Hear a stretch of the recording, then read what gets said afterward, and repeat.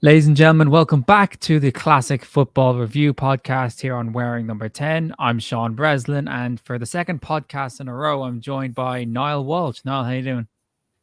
How's it going, man? Thanks for having me again.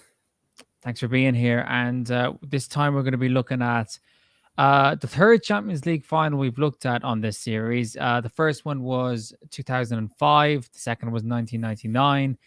And this third one is another victory for Manchester United. It's from 2008 when they beat Chelsea on penalties to win their third European Cup.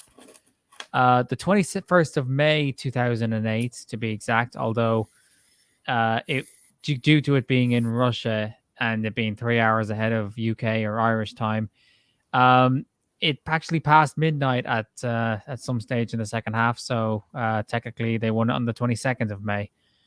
But obviously, you're not going to be seeing too many Champions League finals in Moscow in the near future. That's all I'll say about that. Now, this actually came at I think it was like the height of English club dominance in the Champions League. It was the second Yeah, of three straight seasons where three of the four semi-finalists had come from the Premier League, and it was kind of ironic as well, considering that the Euros from 2008 were coming up, which wouldn't feature England at all. But was this like, do you think, the golden age of kind of Premier League teams in Europe? I think so because, even let alone just Premier League teams in Europe, if you looked at the sort of how the seasons went in the Premier League and how close the title races were, and how dramatic and more exciting they were, even if you watch football years now, or Premier League years, and you look at like how exciting it was at that time and how good Chelsea were, how good United were. Even those two teams alone, and Liverpool were still kind of there, but they were kind of, that was when they were slowly starting to decline, but they were still very good. Still had Gerrard, Torres, I think, at that time, and was there. And yeah, as you said, I mean, English football was kind of, that was when I think it was at its best in Europe, and then kind of dipped off for a few years. But I think that there's always been English teams around in the semi-finals, or kind of knocking on the door in Europe. Yeah, it was the first all English final. Obviously, we've had two since. We've had Spurs Liverpool in 2019 and Chelsea City in 2021.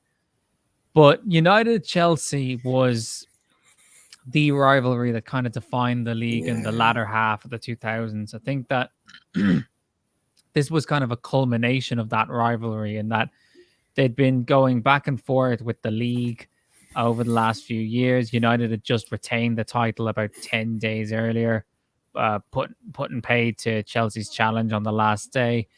Um, and so it kind of made sense that that they were meeting in the final. It was kind of the United Arsenal rivalry from the first half of the decade was pretty monumental and was massively competitive and massively fueled by incredible competitive energy. But it- this was kind of proof that these two teams were not only the best in England, they were probably the best in the world.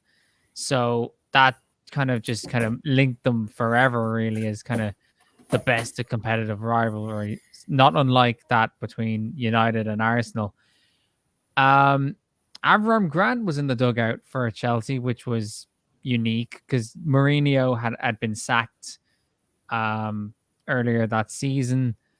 And you did get the sense, though, that Chelsea basically got to that Champions League final by themselves because they had so many strong personalities in that dressing room, like with John Terry and Frank Lampard, that that it was almost like they didn't need a yeah. manager at this stage. I mean, that wasn't the only time Chelsea did that in the Champions League final. True. Uh, yeah, the 2012 one. Mm. Think it was Mourinho again who got sacked, and then was it Mourinho who got sacked, and then Uh, Di Matteo came in, who or was was it? it? Or was it Villas Boas? Or was that the next season? No, because Di Matteo got the permanent job for the next season, then he got sacked. Yeah, and then Um, Villas Boas came in, I think. Like, I don't know. I remember Ancelotti was there. Yeah, it Um, could have been when Ancelotti got sacked. hmm. I don't know. Chelsea But the go same through thing, yeah, they go through managers at a comical pace. Like they just appointed Tuchel Graham Potter. didn't come in the season they won the Champions League against City, did he? Yeah, he did because Lampard started that season as manager. So the exact same each time, like the last 3 times they won the Champions League, it's when a manager's got sacked. You know, I think we've cracked it. Sack your Yeah, manager in the middle of the season. yeah, But you know, it works for them. And another unique thing that Chelsea did here was that they were wearing their jersey that they were going to be. They were wearing next season's jersey, which yeah. I in remember that. terms of marketing, that's pretty clever actually to kind of get the jump on merch sales. But And it felt like just it was like that was the Champions League jersey. I think, yeah, and United did something similar to that in '99. They wore because during the league they were wearing I don't know how to describe it. They were all the same, but like in the Champions League they wore the one with the kind of more flared colours and a bit of gold on it and the was that golden not just badge. like their Like European I think it was the jersey? European one, yeah. Right. I didn't notice the difference, to be honest. Apart from there was a bit of flair around the crest Yeah, whenever they it was a played. bit. Yeah, it was a bit more European looking. Yeah.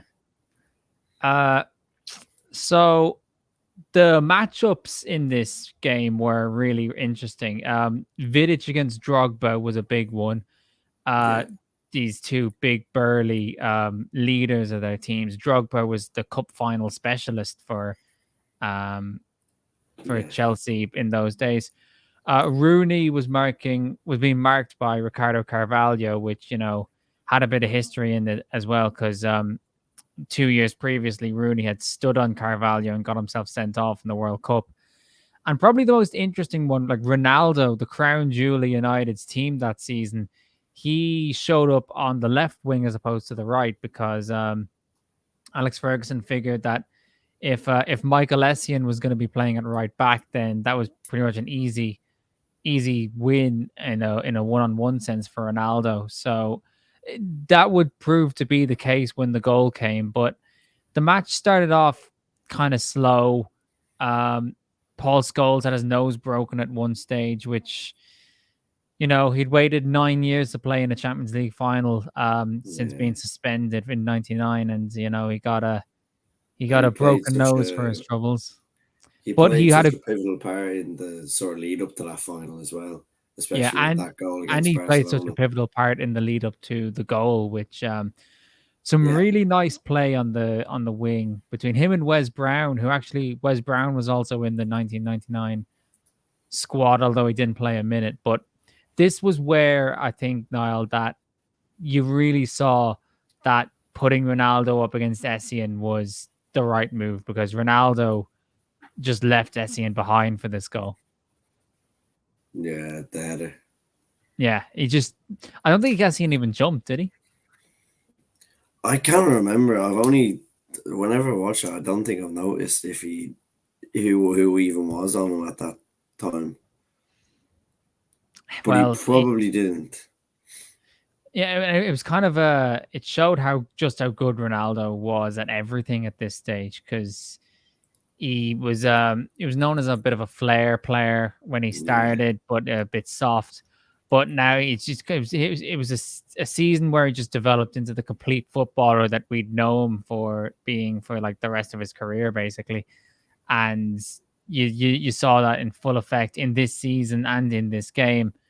And the goal kind of set the stage for United to be the dominant force in the first half. And they had a couple of really, really good chances to extend that lead. I think Tevez had a great chance. United had a brilliant counter attack that was thwarted by Petr Cech, actually.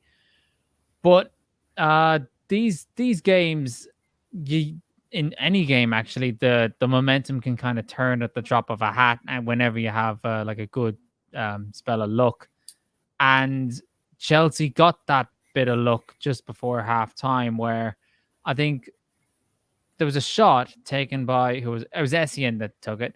It kind of cannoned off Nemanja Vidic and just sat there in the box. Van der Sar runs out to get it. He slips. Lampard stays on his feet and he kind of touches it in. it was the first time that the conditions really had a big part to play in the match, because it was just lashing torrential rain in Moscow that night, and the rain. Well, more than one person would be slipping on this night, but Van der Sar was the first, and that was what let Chelsea back into the game. Yeah. And it's things like that that just games can turn on those sorts of things. And for Chelsea, this was like grace from heaven, because they'd been completely on the back foot in the first half, and then along comes this kind of soft, maybe too harsh, but it was they were very fortunate to be going in level, weren't they? Yeah, yeah, I think that they were. I think it, like, from whenever I've watched it in the highlights, I've seen. Obviously, both teams were amazing, but I think whenever you think of it, you think of how good United were, and like how well they played, the chances they created. It was it seemed like just one of them games of like nearly moments, like so many nearly moments. But no, I think it was just the weather really made the difference. I think if that was a dry night, you could have got one of the greatest games of football in the early 2000s, and it could have been telling a completely different story. Like, but I think the weather did a lot for them, and I'd say mentally as well, and like because it was pouring down rain constantly through the whole game, like, and it wasn't just that the pitch was wet; they were soaked, they were cold. Like it was not the best conditions, but still somehow managed to be a very good game, all things considering. Yeah, you normally don't see on TV just how much it is. If a game is raining, you need a kind of a Yeah, you didn't you need a miss it. close up shot just to see how much it is raining. But you could just see like the United shirts were becoming like a darker and darker red as they got more and more saturated. Yeah. And Ferguson had to change from his suit into like some sort of Uh, waterproof tracksuit or something. the white tracksuit, I think it Yeah. was. Yeah. But then the second half was it was Chelsea's second half really, because they must have felt so buoyed by the fact that we've had this awful first half. We were basically managing ourselves, and yet we've managed to not only survive this first half, but also kind of find ourselves in the driver's seat. So they started to put more pressure on United in the second half. Um, Drogba hit the post at one stage, and United, they weren't in like terrible, terrible danger, but it was clear that they were on the back foot. And when you're when you want to be a top team, you have to be able to withstand those periods where things aren't going quite well for you. Makaleli was taking over midfield. It was a 3-man midfield up against a 2-man axis for United. I think it was Carrick and Scholes. And I actually forgot that Makaleli was still with Chelsea at this stage, but I think his impact on the game as a whole can't really be overstated, because what he did for that Chelsea team has kind of become it's a position of its own, like the Makaleli role, just kind of sitting in front of the defense and breaking things up. And Beckenbauer, Franz Beckenbauer, I think originated that as being like the sweeper for Germany when they won the World Cup in 1974. But Makaleli was just tremendously important for that team. And he was on full display in the second half. But United, they hung on. They managed to get to extra time. And they had to survive the Chelsea onslaught again at the start of extra time, where Lampard hit the bar.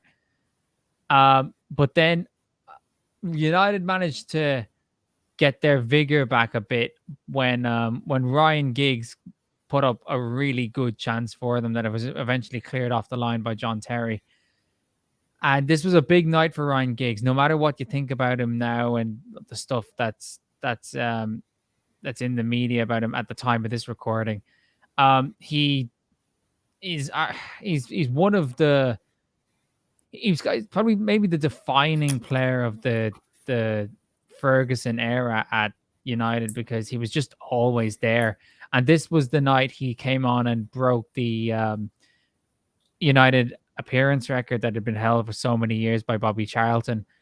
His 759th appearance. I can't remember what number he ended up on, but I doubt it'll ever be broken, really. So that was that, but then came another big turning point, which was the sending off of Drogba, and I think it's the weakest sending off I think I've ever seen.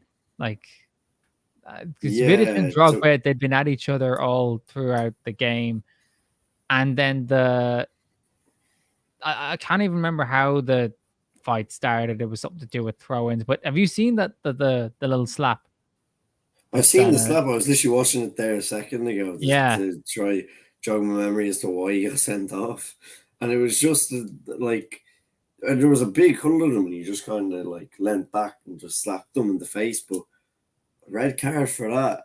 Yeah, it was like he put two fingers on his chin and he just flicked his wrist. But see, you can't really, for something like that off the ball, you can either give nothing or give a red card. You can't really give a yellow for something like that because it doesn't really make sense. But I don't know, like, I don't know what would happen now if someone slaps someone in the face. I'm surprised I haven't really seen much of that. Even with VAR, like, someone giving another player a little slap and getting sent off. There hasn't really been much of that since. Yeah, because people know now, like whenever hand comes to face, you got to go. It doesn't matter how hard or soft or whatever it was. You just can't do it. But this was big because Drogba now, of course, is out of the shootout. Yeah, and he probably would have played like a pivotal role. You swap him with, like, I don't know who he would have taken a penalty over if he was in the shootout, but John Terry maybe. Which it could have been John Terry, could have been an Anelka. I think Anelka he missed the last one, didn't he? But Anelka wasn't part of the original five. He was. He wasn't part. Okay. Yeah. But John Terry was he? I think Drogba was part of the five, but he was out, and so they had to put someone else in, and Terry was that. So they got to the penalty shootout, and it's kind of ironic that the first Champions League final with all English teams came down to penalties when England are like notoriously terrible at penalties. Yeah. Martin Tyler, who was doing commentary for Sky, kept referencing the Community Shield because at the start of the season, these two had played each other in the Community Shield, and that had gone to penalties too. And Andy Gray kept telling him to shut up about the Community Shield because it doesn't even compare to this. And I'm not going to say that it's a shame that Andy Gray is not commentating anymore because judging like he was taken off Sky because he was kind of bad mouthing a female Lions woman, I suppose. Yeah. But it's a shame that we lost his talent, I'll say, because he was really good at communicating, I think, what exactly the what fans would have been saying to each other. Him and Richard Keys were like the start of Sky Sports, like Sky Sports Premier League. I mean, that was literally like they were the faces of that. You know what kind of Martin Tyler and Gary Neville and Jamie Carragher are now, that's what they were, and they were even kind of more influential at that stage. Yeah, well, they're not around anymore, so yeah. Gray actually predicted that Ronaldo would miss his penalty, and this was the first time this penalty of Ronaldo's that was missed. It was the first time I'd ever seen someone stop during their run up, to trying to fake out the keeper. And it single-handedly taught me to never, ever, ever try it yourself. Because Yeah, we've seen weird stutter run ups over the years, like with the weird Pogba run, the way Jorginho takes his penalties. Sometimes they Neymar work, does the sometimes little they don't. shuffle Yeah, too. the little shuffle. But you think, oh, the slower you are, the more time you're giving the keeper to get a proper look at you and where you're going to kick it. And he knew before Ronaldo even kicked the ball, Petr Cech was there. Yeah, Like he he'd stopped dead and already just looked exactly exactly, where he was going to put it. exactly, yeah. He was like, oh, top left, okay. It was But too. It was almost too easy for Czech. He almost handed that to him, like. yeah,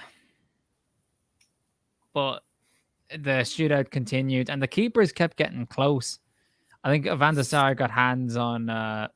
the next two Chelsea penalties, but they both went in. And then you get to Terry. Now, I think John Terry. I don't think it's a controversial take that John Terry is a bit of an ego about him. Yeah. Organizing that he come off in his last game. He organized that he'd come off at 26 minutes because of his number.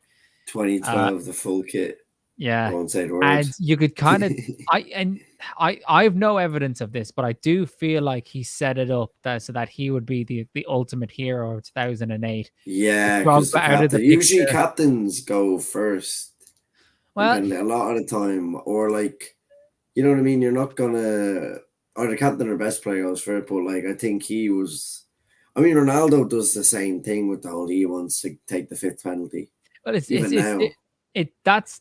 that's foolish. I think in a different way because Ronaldo is your best penalty taker. He's your kind of your nailed on guy. And He then should be they going lost first before it got to him. Like, in 2012. Yeah. yeah, Um, and the way that Terry made sure he went last, you could yeah, see him kind of adjusting his captain's armband as he goes up.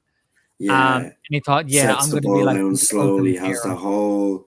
the walk back. Cameras Mm, panning on him. This is like he's really set it up. yeah, which I mean, I can't say if I was in his position, I wouldn't be kind of tempted to do the same because it's just like Yeah. a story Obviously, you thing. want if you're in a Champions League final, you're setting up taking a penalty. You want it to be like a good moment, but I think he was too fixated on that Yeah, because a lot of players are like perform best when they're like not even thinking about the crowd or the game or the occasion. It's like when they're just like a tunnel racehorse. vision. Like, so, yeah, exactly. And especially for penalties, if you're thinking about too much else, you're missing that. If the only thing you have to think of is where you're going to put the ball, like, that's the only thing you can think of. I think that was probably the last thing he was thinking of. I And think he I would don't just want to actually press the know skip how. button to where he scored it. Like, Yeah, I don't actually know how good or bad Terry is at missing penalties, and this penalty didn't really teach me anything either. Because of course his feet went out from under him, and he ended up hitting the post. yeah, But yeah, all that setup, and he was kind of undone by the conditions. Not unlike Van der Sar, uh, which happened in the first half, which was another big turning point in the game. But this put United back in the fight. Few more penalties taken, and ultimately, Anelka was the one who missed, or actually, maybe more accurately, Van der Sar was the one who saved. yeah. And it's never really gotten that good for United again. They got to a couple more Champions League finals, but they were up against I mean, the not year just later we got hockeyed by Barcelona. yeah, and it's not just a generational talent in Messi; it's a generational team in Barcelona. Oh yeah, Ferguson has said that 2011 team, that 2011 Barcelona team, was the best team he ever faced, and once they just got going, it just wasn't something that they were able to live with. And then obviously Ferguson retired, and this well, represents the peak of United's achievements um since the turn of the century, let's say, or in the modern era. And I think um it's I think people are only just starting to realize now just how much work it's going to take for them to get back to that level. But Yeah. What will it take? I don't know. And I always like to think whatever it took in the 70s, like just to say, like, they already went through something like that where they were kind of the only thing they could win was an FA Cup, and then Ferguson came. And I think before he started winning leagues, he was really rocky. I think it was an FA Cup that basically saved his job. Like, I think it was one of the first FA Cup. I'm not too sure of the dates because it was way too long ago. But even if you look at the teams he had in the 70s, early 80s, sorry, not 70s, the mid 80s, I think, when he came, from the 80s to the early 90s, it took some time for him to even have, them players like, when you had the 90s team with Cantona, the young Ryan Giggs, Beckham, Roy Keane, all those guys, and then obviously the '08 team. It took him ages for that. Like, he didn't just come and he had all these great players.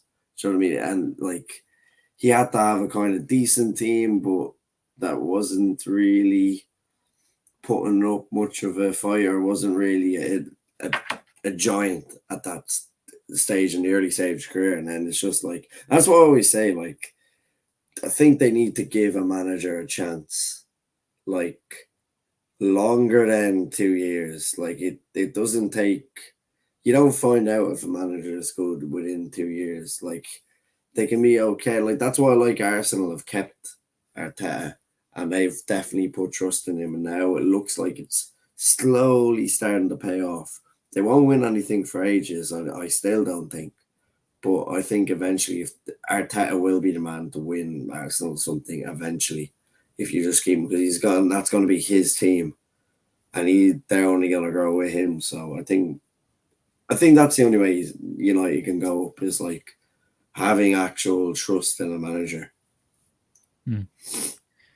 Well, it's a night that a lot of United fans will go back to with pretty fond memories, and they might need to go back to it with a bit more regularity, because like you mentioned there, it'll probably take quite a while for them Yeah, I've to even watched that approach far that too level many again. times. But I think, yeah, that was the 2008 Champions League final. One of the best Champions League finals, I think, in terms of sheer drama. Yeah, We've had similar ones, like 2012, I think, is the most dramatic one since 2013 was interesting enough for no other reason that there was a last minute winner. yeah, But yeah, I think we were just lucky to be able to grow up in that era where a lot of the teams that young Irish kids support, the English teams, were just at the yeah. top of the Like, heap. if you at that stage, if you support Liverpool, you had Gerrard. If you support United, you had Rooney, Ronaldo, Yeah. and then if you support Chelsea, you had Drogba. Like, it would, now it's like, if a 12-year-old supports United, they have, I don't think any of them players are worthy of being like an idol to some kid. And then Liverpool, kind of I now, suppose you got yeah, Liverpool and City, I think, are yeah, good teams Liverpool that and are old City enough now are supporting at good. this stage. Yeah. Chelsea is just a whole horror show. Mm. I think we could be seeing some young Arsenal fans starting to crop up as well, because, like you said, Arteta is Yeah, starting to build something yeah, really exactly. quite special. But yeah, Definitely. that's the 2008 Champions League final. Great game. Great to look back on it. Niall, thanks so much for coming back on the show to talk about it. Thanks for having me again, man. We'll be looking to do another of these soon. There's loads of matches we can look back on, but thanks for listening. Thanks for watching.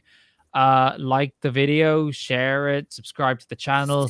If you're listening to this on audio, give us a 5-star rating, because that'll push us up the algorithm, and we're all slaves to the algorithm here on this this sort of platform. But I've been Sean Breslin. Thanks for tuning into the Classic Football Review podcast, and hopefully we'll see you again soon.